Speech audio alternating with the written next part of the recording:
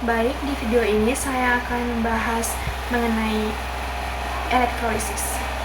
Apa sih elektrolisis itu? Elektrolisis adalah proses pemecahan senyawa menggunakan arus listrik. Digunakan untuk menguraikan elektrolit menjadi ion-ion penyusunnya. Tujuan dari uji elektrolisis ini adalah yang pertama, untuk mengetahui kemampuan larutan dalam menghantarkan listrik. Yang kedua, mengamati reaksi kimia akibat arus listrik. Yang ketiga, mengidentifikasi jenis elektrolit.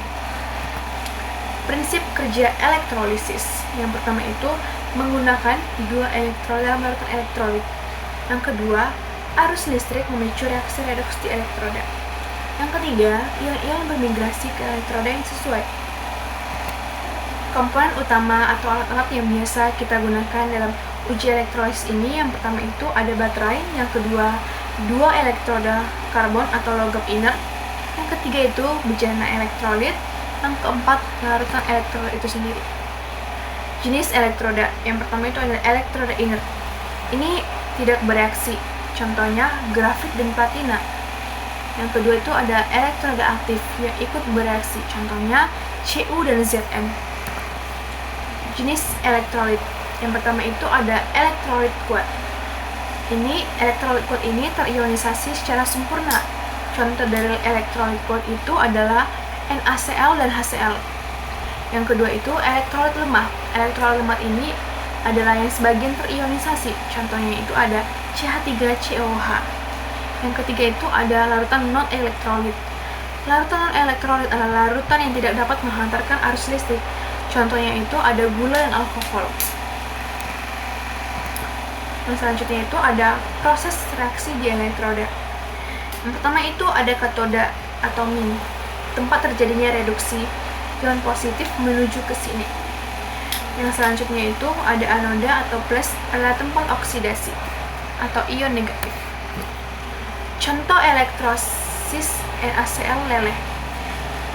Yang pertama itu katoda, yaitu ada Na plus amin akan menghasilkan Na. Yang kedua, anoda itu ada Cl, itu setengah Cl2 plus M.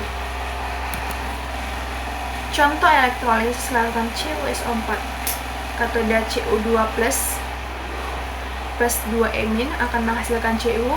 Di anoda ada H2O akan bereaksi menjadi O2 plus 4H positif plus 4 emin.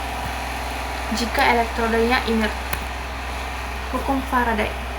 Massa zat yang diendapkan sebanding dengan jumlah muatan listrik yang mengalir. Hukum Faraday 2. Untuk muatan listrik yang sama, massa zat yang dihasilkan sebanding dengan massa ekuivalennya. Keselamatan kerja.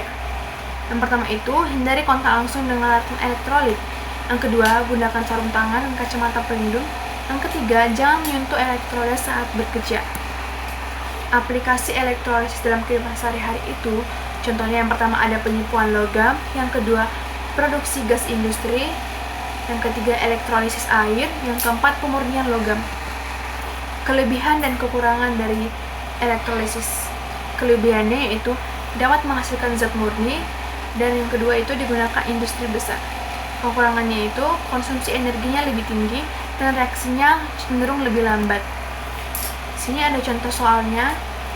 Berapa gram Cu yang diendapkan dari larutan CuSO4 jika arus 2A dialirkan selama 30 menit, di mana AR-nya itu 63,5, N-nya 2, dan F-nya 96.500. Jadi rumus yang kita gunakan itulah M sama dengan 63,5 dikali 2 dikali 1800 per 2 dikali 96.500 akan menghasilkan 1,185 gram.